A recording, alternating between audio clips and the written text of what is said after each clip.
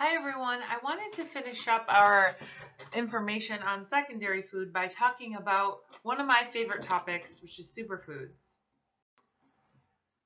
Let's start by defining what a superfood is. Basically, superfoods are foods that have a dozen or more unique properties, such as they're rich in antioxidants, they're considered an adaptogen, which helps the body adapt to stress. They're a source of complete proteins, which means they have all of the essential and non-essential amino acids in them. They have more than 20 trace minerals. That's just an example. They could have less, they could have more. They have immune boosting compounds, and they can also be a source of energy or some combination of all of those things and others that aren't listed here.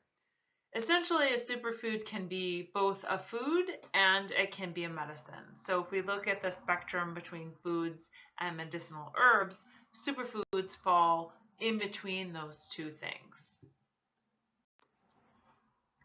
Here's some examples of superfoods. There are many, many, many more. All you have to do is input the word superfood into Google and you'll come up with an entire list of mostly plant-based types of foods. We aren't going to go over all of these, but I will go over some of the main ones and some of my favorites. Okay, so let's start by talking about one of my favorites, which is another word for raw chocolate, which is cacao. And it's different than cocoa, which is the highly processed cooked chocolate. So cacao is raw and cocoa is cooked.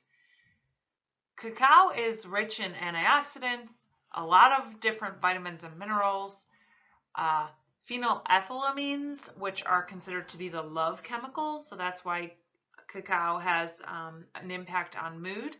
It also has anandamides in them, which are endorphins, tryptophan, serotonin, and it's a great source of fiber. Cacao also helps to support a healthy cardiovascular system and balanced emotions. But make sure that when you buy cacao that it's raw. Otherwise, you're not getting all of these benefits and it's not a superfood. All right, the next one is goji berries. If you're allergic to nightshades, I would tell you to stay away from goji berries. These particular berries are 15 times higher in iron than spinach, and they're considered one of the most nutritionally dense berries. They are full of antioxidants, antifungal compounds, and antibacterial compounds. They have vitamin C and beta carotene, which is one of those phytochemicals that we talked about the other day. Goji berries also help to slow down the aging process. And again, with goji berries, raw is best, although you can find dried goji berries, which is probably the best way to consume them. I've actually never had a fresh goji berry.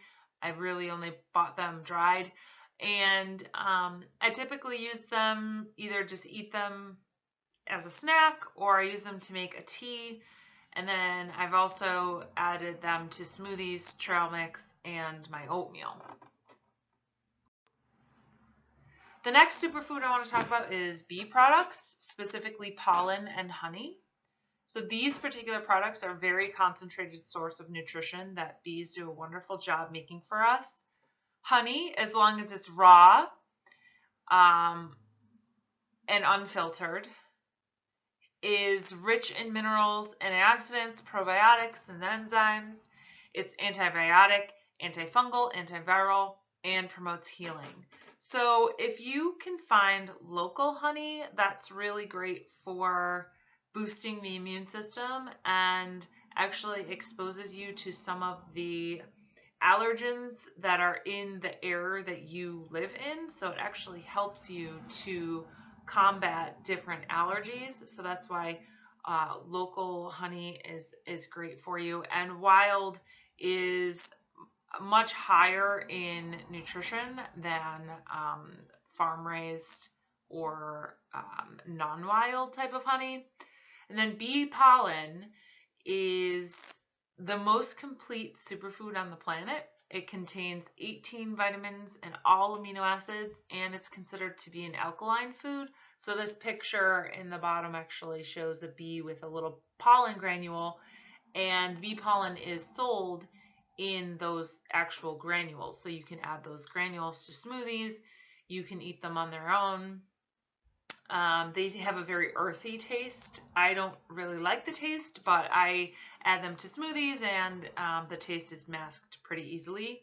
So bee pollen can actually provide quick recovery from exercise, so it's really great for athletes or anybody who's very active. It helps to increase strength, endurance and speed, increases muscle growth and definition, helps to neutralize a lot of different allergies for the same reason that local honey does, and it helps to increase resilience to stress. All right, so another popular superfood, one of my favorites, is blue-green algae or marine phytoplankton, and there are several different species of blue-green algae or marine phytoplankton. One of them is spirulina, which is a saltwater algae. It contains a high amount of chlorophyll. It's a complete protein, has a lot of vitamins, a lot of minerals, essential fatty acids, and antioxidants. And this particular algae helps to balance brain chemistry and improve blood quality. And anything with chlorophyll and high amounts of it, like spirulina has, actually does help to improve blood quality and create high quality red blood cells. It also helps to boost immune system and reduce the rate of aging. Aphanizomenon is a freshwater species of blue-green algae, and it contains more fatty acids, more vitamin C, and more chlorophyll than spirulina does. It's just a bit harder to find. And then marine phytoplankton is considered to be anti-inflammatory, and it's also 100% bioavailable to cells. So every piece of the phytoplankton is used by our cells. Nothing is excreted. It contains all known minerals and all amino acids. So it's a really great superfood. Marine phytoplankton has been found to decrease aches and pains, fatigue, and food cravings. It increases immune system function, memory, strength, concentration, recovery, sex drive, nervous system function, sleep quality, cell repair, and also helps to improve digestion, circulation, heart function, complexion, and eyesight. And a tiny bit of this in your smoothie every day can do wonders for your health. All right, the next one is aloe vera, which I'm sure all of you have heard of. This particular plant is extremely healing. It contains vitamins such as A, C, and E, a lot of minerals, antioxidants, amino acids, fiber, and different enzymes. It also helps to lubricate the joints and the digestive tract and boosts the nervous system and skin health. Contributes to glowing skin, flexibility, immune system and digestive system health, and a healthy nervous system. Aloe also helps to increase nutrient absorption in your gut, and it's one of those gut healing foods that we talked about yesterday. Reduces inflammation not only in the gut but also everywhere else in the body, and most commonly it's used as a skin treatment to speed the healing of cuts, burns, rashes, and wounds. But you can actually consume the pulp and the gel that's within those aloe leaves. So if you have an aloe plant sitting at home like I do, you can use it for a variety of different things and add it to your breakfast in the morning. You can consume it straight from the plant. You can put it in your smoothies, or you can spread the gel on your skin. Another one of my favorites is Maca. So this is an adaptogenic herb which helps to reduce cortisol in the body. So adaptogenic basically means that it helps your body adapt to stress. It boosts energy and regulates hormones. It's also an aphrodisiac. It's a good source of protein, a great source of fiber, and it helps to support the thyroid, the hypothalamus, and the pituitary glands, which are all organs within your endocrine system, which is why it helps to regulate hormones. And then wheatgrass. This is basically the land version of blue-green algae with high amounts of chlorophyll, all minerals, a lot of vitamins and 17 different amino acids. Wheatgrass is great for your hair and skin. It's really great detoxifier. It's good for oral health, your immune system, fertility, and digestion. So wheatgrass is typically consumed by pressing the juice out of the grass, but it's also sold in powders that you can add to your smoothies. And then the last one that I wanted to talk about is another one of my favorites, which is chia seeds. Chia seeds are rich in omega-3 fatty acids, which are those anti-inflammatory acids.